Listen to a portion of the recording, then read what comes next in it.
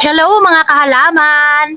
Ito naman po ang isishare ko sa inyo ang ating variegated haworthia. Wala po siyang masyadong kulay kasi medyo nilagay ko sa shaded area. Napakainit po ngayon. Kapag nilalagay ko po yan sa direct sunlight, nagbabrown na yung kanyang dahon. Sobrang init, hindi po niya kaya. Ilang taon na po ito. Naalala po ninyo sa ating YouTube channel na iniregalo po yan sa akin ng isa ring plantito. Bigay sa akin ng birthday ko pa yan. Ilang taon na po yung nakakalipas. Ilang beses na pong namulaklak. Ilang beses na rin po ako nag-try na patubuin yung bunga. Nilagay ko lang po dyan sa loob yung buto. Hindi siya tumubo. Mga 7 beses na po ito namulaklak nung binigay niya to sa akin. Last year po, meron pong isang buto lang. Itinanim ko po yung isang buto sa maliit na pot. Ngayon, napatubo ko po siya. Hindi ko siya natanggal doon. Sa ilalim ng bougainvillea ko siya inilagay para malilim. So nalunod po siya, tunaw po siya. Meron na siyang dahon na maliit lang po na tumutubo lang naagapan ko. Sana buhay po siya. So, hindi ko po siya nakikitang mayroon na siyang pops. Ito po yung bulaklak niya. Ayan. Muntik-muntika na po itong mamatay kasi nung umuwi po ako ng probinsya, naiiwan ko siya. So hindi nadidiligan. Pagbalik ko po, kulay brown na po yan. Hindi ko na alam kung mabubuhay siya.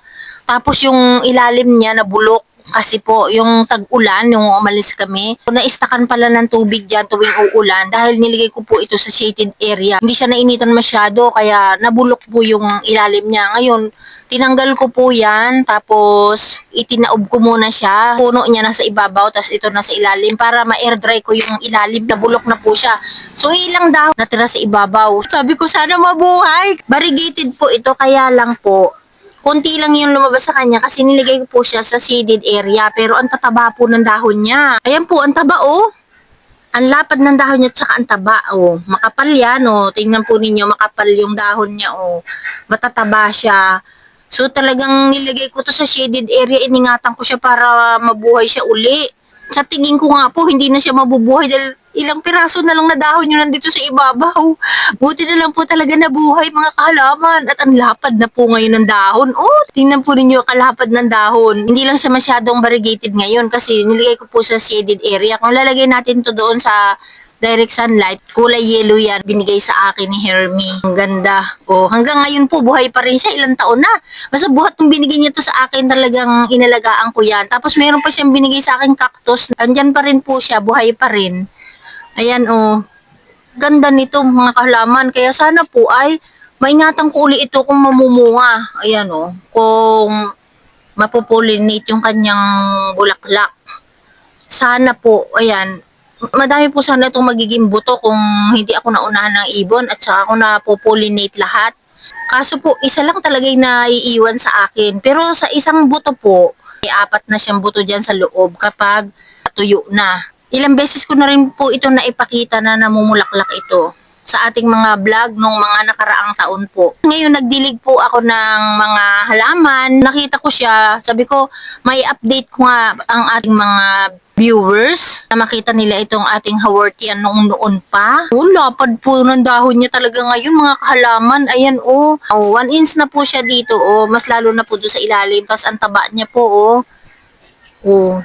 Kasi yan po ay ano talaga siya yung halos tuyo na kasi parang itim na siya. Tapos sobrang nipis nito oh. Kala ko mamamatay na talaga siya. Ay, salamat sa Diyos at hindi po namatay ito. Hinihintay ko magkaroon siya ng mga pups dito. Wala po talaga siyang pups. Kaya po, naghihintay uli ako ng mga buto nito para maitanim ko siya.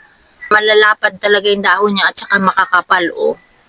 Oh, kita po sa side yung kapal niya. Nag-iisa-isa lang po itong variegated kong ito. Salamat ng maraming salamat, Hermie. Hanggang ngayon, buhay pa rin mo pa birthday mo sa akin. Iniingatan ko yan. Kahit mamamatay na, talagang sinisikap kong mabuhay siya. Sana ngayong 2026 ay magkaroon na po ako ng bagong ganito na maitanim ko siya na mabuhay. Pag ko lang talaga siya mapabayaan. Sa puno ng bougainvillea sa loob ng timba, kaya nangyari, nalunod siya. Nung nakapatong siya dun sa loob, siyempre mapupuno ng tubig yun habang nagdidilig ako. Kaya siya nabulok dahil ang liit-liit pa lang niya, bago pa lang umuusbong yung kanyang dahon, tapos nababad siya sa tubig, kaya siya nabulok. Nakapagpatubo sana uli ako ng buto nito, dahil nakapagpatubo na po tayo ng buto nito, ilang po natuloy. Gusto kong makita yung kanyang pagka-variegated, nasa initan.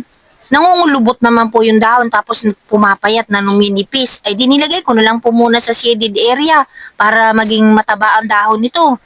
Oh, tumaba naman po. Ay, tapos meron na uli siya bulaklak.